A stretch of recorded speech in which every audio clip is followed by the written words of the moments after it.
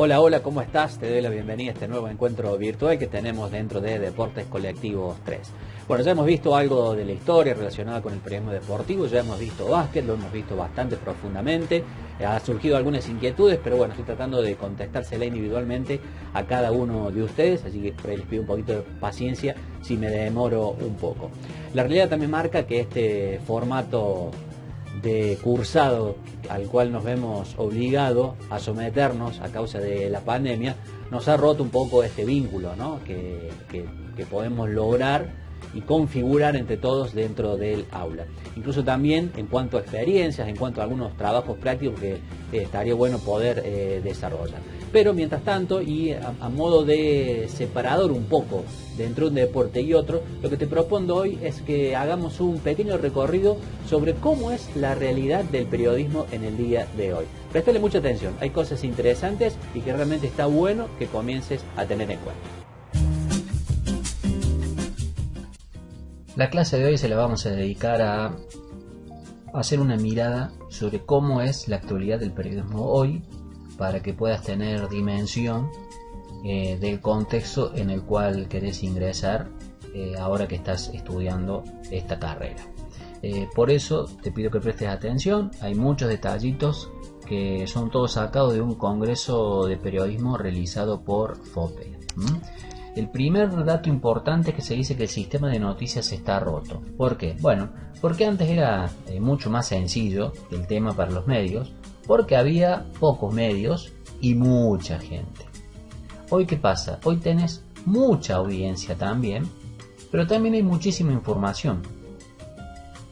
Si vos te pones a ver en tus redes sociales, por ejemplo en Twitter, a lo mejor vos en 30 segundos en tu línea de tiempo pueden aparecer 100 tweets.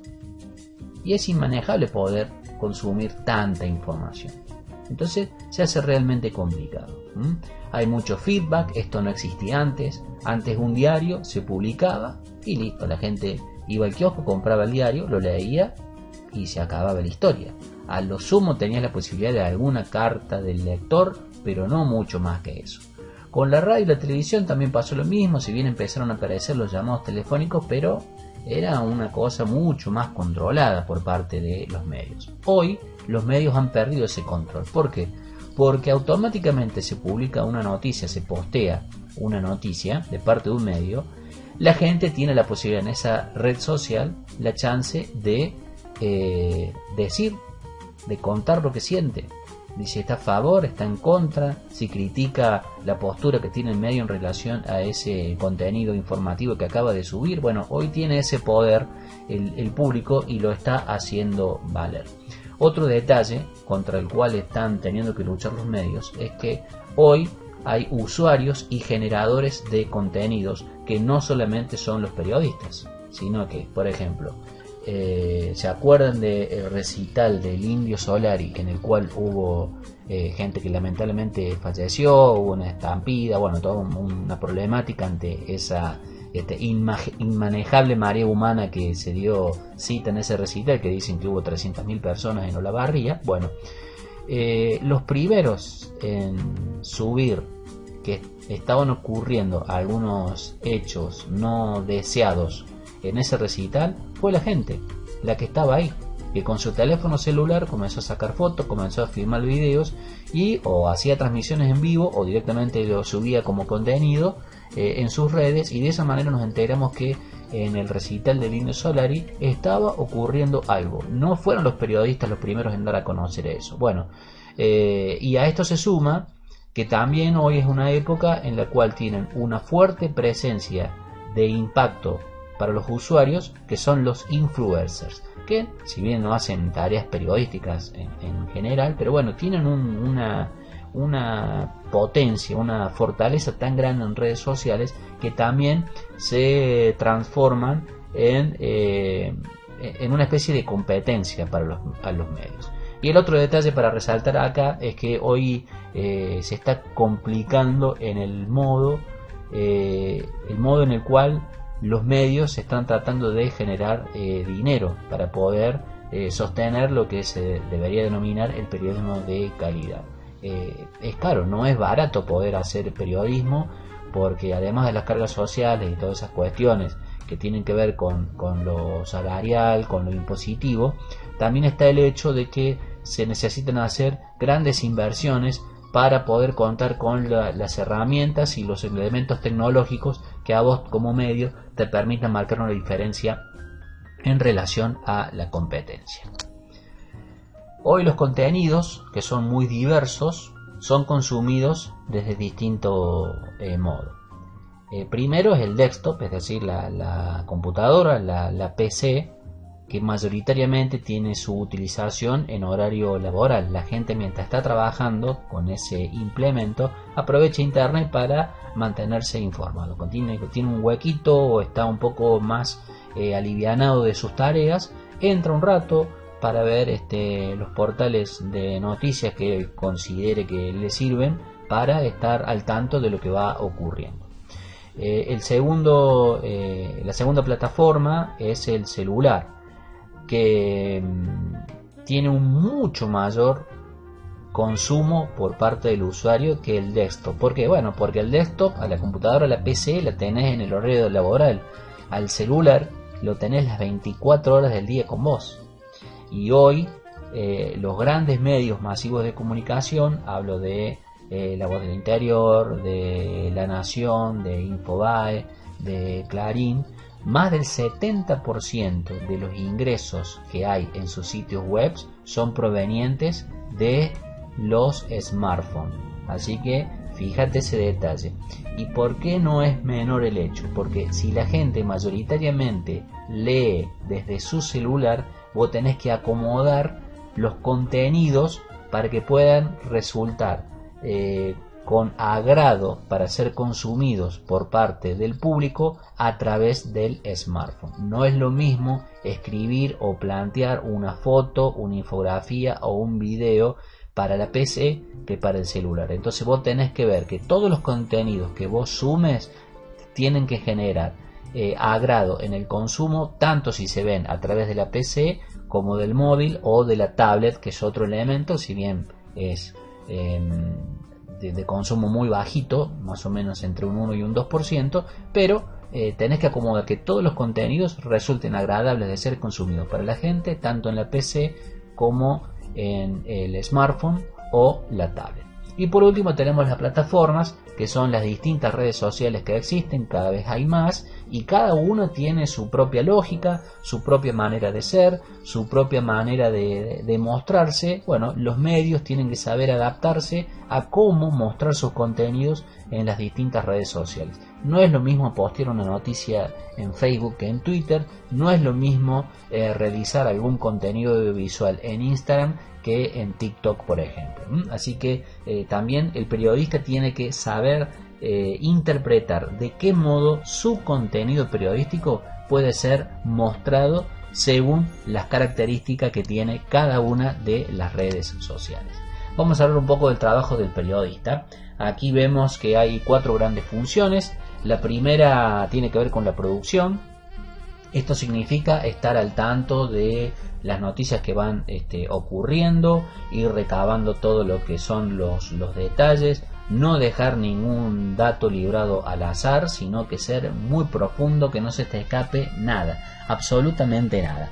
Recién cuando tengo todo el material que yo puedo llegar a utilizar, ahí recién comienzo con la generación de los contenidos. Empiezo a darle forma a la noticia, a la información, al reportaje, a la entrevista, a lo que sea, para comenzar a configurar lo que va a ser el contenido. Previo a que esto sea publicado, yo tengo que hacer un repaso de todo lo que he producido, ver que no me falta absolutamente nada, corroborar que todos los datos que yo estoy por dar a conocer sean fehacientes, no haya ninguna falacia, no haya ninguna mentira, porque si hay algún error, por más que sea uno y sea muy chiquito, te termina rompiendo todo lo bueno que puedas haber llegado a producir en ese informe que has hecho. Y por último viene la etapa de la distribución, que significa de qué modo yo voy a ir mostrando mi trabajo. Porque en el caso de un medio escrito, no solo se trata de las palabras que yo escribí, sino también ver que las fotos vayan y sean bien paralelas a lo que yo estoy escribiendo. Si yo estoy hablando de un triunfo de Belgrano, por ejemplo, que le ganó, no sé, a cualquier otro equipo, si ganó Belgrano y en la foto sale un gol del otro equipo, no tiene nada que ver la foto con el texto.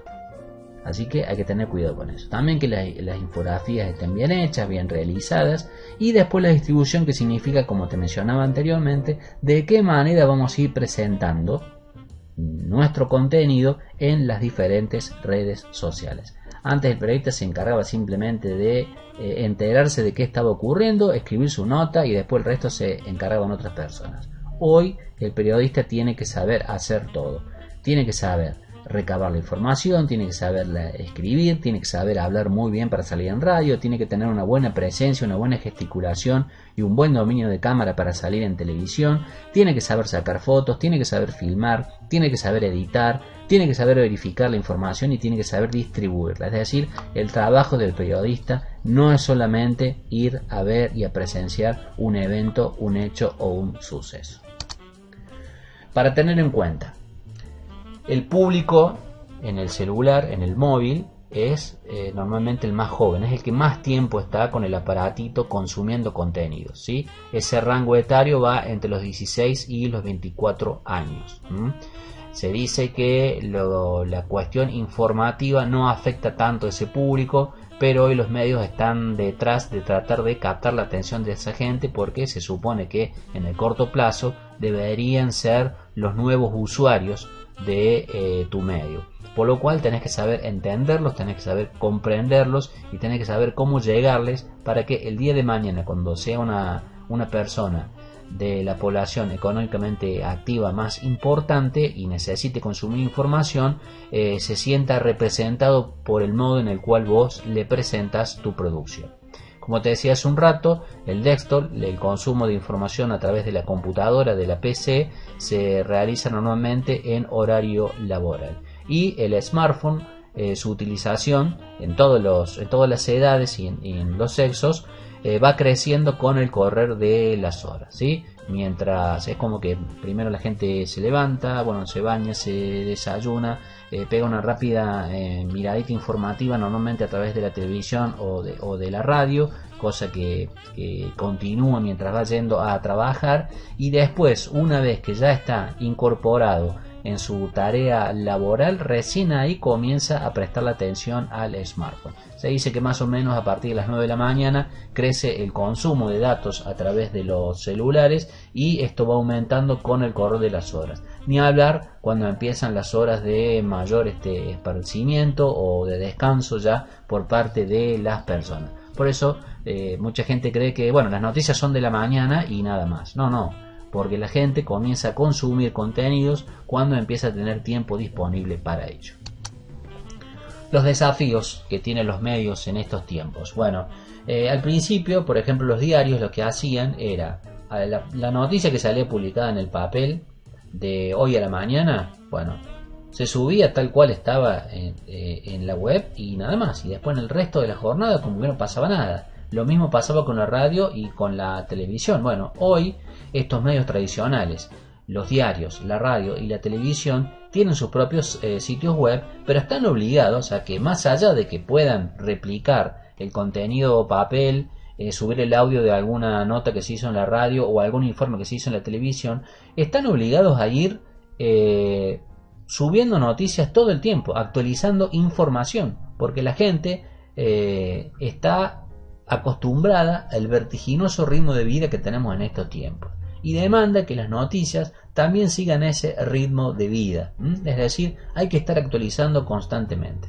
Hay que pensar en una narrativa para móvil. No es que no haya que escribir textos muy largos. Hay textos largos que la gente los lee porque les interesa, pero lo que la gente busca es rápidamente entender qué es lo que pasó, por qué pasó determinada cosa, que le cuenten las claves de eso en pocas palabras, para que de esa manera no sienta que pierde el tiempo leyendo ese contenido. Así que con las noticias medio de último momento hay que ser bastante de ir al hueso. Hay que tener un equilibrio entre la calidad y la velocidad. Muchas veces por subir alguna información muy rápido, tratar de ser el primero en tenerlo en internet, cometemos errores en la redacción. Por eso es preferible tomarse 30 segundos más o un minuto más releyendo lo que escribiste antes de subirlo. Es verdad que después tenés la posibilidad de ingresar y corregir algún error que pudieras llegar a haber cometido, pero bueno, mientras mayor calidad haya, mejor seguramente será para vos y para la representatividad que logrará el medio a través de esa calidad. Y después por último están las denominadas noticias de último momento, que se dice que se deben construir por capas, es decir, bueno, un título, una bajada, 2 parrafitos como para que la gente sepa que pasó algo sumamente trascendente, y a medida que vamos encontrando más datos o averiguando más información relacionada con ese tema, lo vamos agregando. En este sentido es muy importante también los contenidos multimedia, que haya buenas fotos, que haya algún video, algún contenido multimedia que muestre que estamos hablando de un contenido digital y no solo de palabras, ¿no? Esto a la gente le gusta verlo, le gusta que haya posibilidad de interacción, de sentirse parte de lo que vos le estás contando, y esos son algunos de los desafíos que tenemos que tener en cuenta para este tiempo dentro del periodismo del siglo XXI. Bueno, mira lo que dice esta placa. Dice: lo que dice en la próxima placa es verdad. Prestar atención, ¿no? Vuélvelo a leer. Lo que dice en la próxima placa es verdad. ¿Y qué dice la próxima placa? Lo que dice en la anterior placa es mentira. Bueno, ¿cómo es, che? ¿Cuál tiene razón? ¿Esta? ¿Lo que dice en la próxima placa es verdad? ¿O esta? Lo que dice en la anterior placa es mentira. Bueno, en esta lucha de tratar de detectar, determinar cuál tiene razón, está el periodista. Entonces, ¿por qué? Bueno, porque en el medio hay muchísimos intereses, y lo que nosotros tenemos que lograr es que nadie nos quiera utilizar a nosotros, es decir, vendernos pescado podrido o contarnos cosas que no son, o minimizar algunos impactos, algunas situaciones problemáticas que pueden haberse llegado a dar para que nosotros aminoremos lo que puede llegar a ser nuestra crítica. No, tenemos que ir siempre del lado de la verdad, contando los hechos tal cual son. Esa es nuestra responsabilidad. ¿Te acordás que hace un rato veíamos esto del periodismo ideológico? Que bueno, lo que le preocupaba era simplemente mostrar lo que eran las ideas políticas o religiosas de aquel tiempo. Bueno, ojo con eso, ¿no? Porque el poder no solo que tiene que ver con los gobiernos, sino también con los empresarios, con los dirigentes, con los futbolistas, siempre quieren sacar provecho y beneficio para sí mismos. Entonces tenemos que tener en cuenta que nosotros lo que tenemos que hacer es pensar en el público. Y el público que necesita que nosotros le contemos la verdad. Algunos datos relacionados para que veas cómo ha cambiado el trabajo del periodista, ¿no? Bueno, el Wall Street Journal cuenta con 23 redes sociales diferentes, y para todas ellas genera contenidos bien específicos de acuerdo a cómo es la necesidad o el entendimiento que tienen los usuarios de esas redes sociales. Te recuerdo que el Wall Street Journal es un periódico financiero, económico, que está bien relacionado, bueno, con todo lo que es el nivel político y empresarial de Estados Unidos, y la Bolsa de Comercio de Nueva York, que es la más importante del mundo. El Huffington Post, que es un medio relativamente nuevo, que surgió por la década del 90, tratando de mostrar un nuevo periodismo que está destinado para los no consumidores, con muchos nichos temáticos. ¿Esto qué significa? Bueno, te cuentan noticias de lo que está pasando con la realidad, con la actualidad, con el presidente, el gobernador, el alcalde de alguna ciudad, algún evento que ocurra en un determinado lugar, pero lo que busca es generar contenidos que están dedicados a nichos específicos. ¿Qué son los nichos? Bueno, por ejemplo, hay un nicho que está dedicado a la persona que le gusta la comida china. Entonces lo que te hacen es, con pequeños tutoriales, todos muy rapiditos, enseñarte a cómo cocinar esa comida que te puede llegar a gustar mucho. Otro nicho temático puede ser destinado a aquellas personas que les gusta el arte plástico, les gusta el dibujo, bueno, hay tutoriales para poder mejorar la técnica relacionada con los dibujos. También, por supuesto, hay nichos temáticos relacionados con los deportes, unos que hablan específicamente de fútbol, otros de básquet y así sucesivamente. Esos son los nichos temáticos. En vez de buscar llegar a un gran público general, lo que hace es buscar pequeños públicos a través de pequeños nichos, pero cuando los empezás a juntar a todos esos nichos se genera una gran cantidad de público a la cual se puede llegar a acceder a través de estas temáticas bien específicas. Otro detalle de estos tiempos es que la gente se ha acostumbrado a no consumir el clickbait. Esto significa, viste, esas cosas muy estruendosas que te venden con los títulos. Mirá el golazo de no sé quién. Bueno, sí, capaz que fue un lindo gol, pero capaz que no un golazo. Y no es lo mismo que voy a decir los mejores 10 goles de Lionel Messi que mirá el golazo en el campeonato del club de abogados. Bueno, te lo marcan como que fuera un golazo y estamos hablando dentro de un ámbito muy menor, muy amateur, que bueno, ¿qué tiene que ser para que vos lo quieras ver, que vos quieras ver ese gol?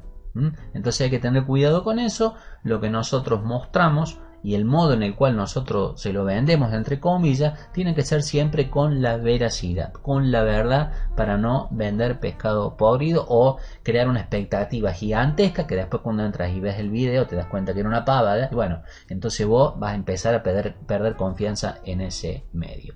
Y el último detalle tiene que ver con el New York Times, que fue el primer medio del mundo en comenzar a monetizar sus contenidos. ¿Qué significa esto? Bueno, que vos tenés que pagar una suscripción para poder leer o consumir los contenidos que ellos generan. Realmente es tremendo el trabajo que ha hecho el New York Times, lo ha replicado el Washington Post, y esto es una situación que también se ha comenzado a repetir y a replicar en distintas partes del mundo, en todos los continentes, y nuestro país no está exento de eso. El caso de La Nación, Clarín y La Voz del Interior también apuestan por la monetización de los contenidos.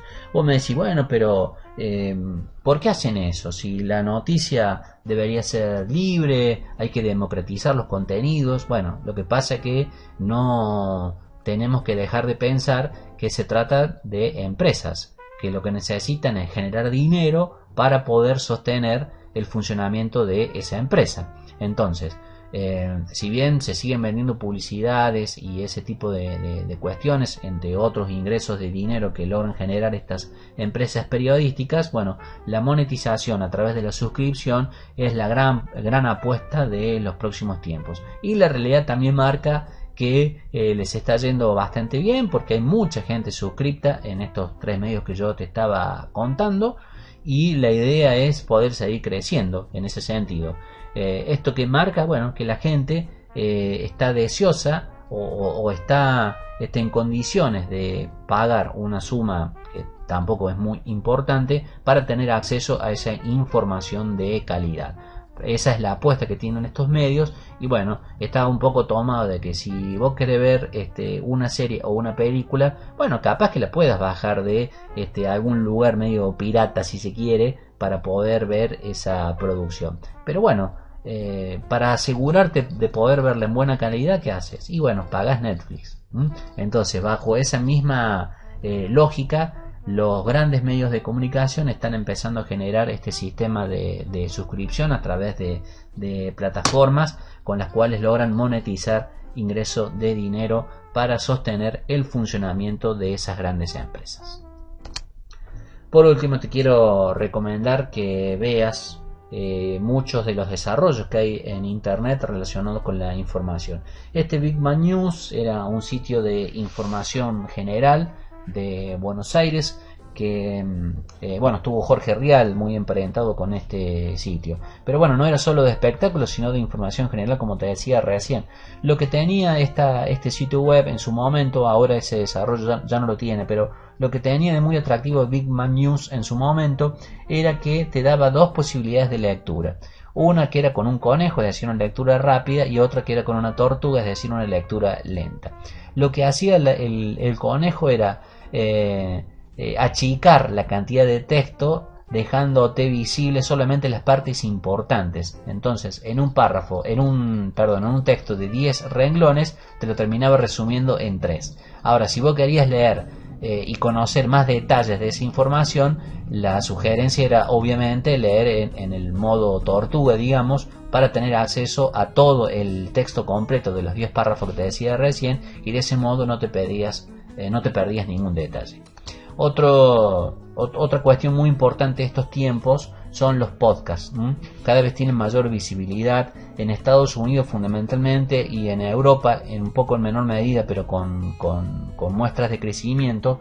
Hay un alto nivel de consumo de parte de la gente, pues, de los podcasts, ¿sí? Hoy la posibilidad del celular, mientras viajar en el transporte público o vas caminando, o bien de conectar el celular con el auto y dejarlo onda estilo radio, digamos, te permite ir escuchando los podcasts. Y además otra cosa, lo puedes escuchar cuando quieras y cuando puedas. Entonces este es un formato que realmente está teniendo una explosión realmente importante, sobre todo en Estados Unidos, un poquito menor nivel en Europa, y se estima que en 4 o 5 años en Sudamérica debería haber una explotación en cuanto al consumo de los podcasts. Vientoplay es una plataforma en la cual te permiten subir podcasts, pero bueno, hoy Spotify es otra de las plataformas, también SoundCloud, que te permiten subir este contenido de podcast para que la gente pueda tener acceso a ellos y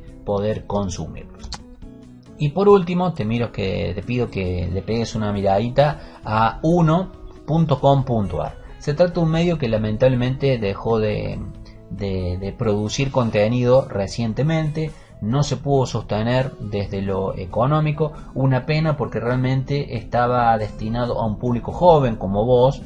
Estaba escrito de ese modo, tenía mucha cuestión relacionada con la tecnología, con el modo en el cual los jóvenes se comunican en este tiempo. Era divertido, era gracioso, era accesible, era simple y tenía una mirada bastante juvenil en relación a los hechos. De todos modos, te pido que lo busques. Todavía hay mucho contenido que ellos generaron en las redes sociales, en Twitter, en Instagram, en Facebook, y vas a ver el modo muy particular y muy creativo que tuvieron para construir el mensaje y el contenido periodístico. Una pena realmente que no pudieran sostenerlo desde lo económico, desde lo empresarial, pero bueno, creo que han dejado una huellita, y quizás si ellos no logran reflotarlo, por ahí han hecho o han dejado una pequeña enseñanza para lo que pueda llegar a venir. Vamos a cerrar el encuentro del día de la fecha. Te invito a que escuches también el podcast que tenés en el aula virtual relacionado con los 3 modos que tienen los periodistas para titular algún tipo de contenido periodístico. Nos reencontramos la próxima semana. Espero que la pases muy bien.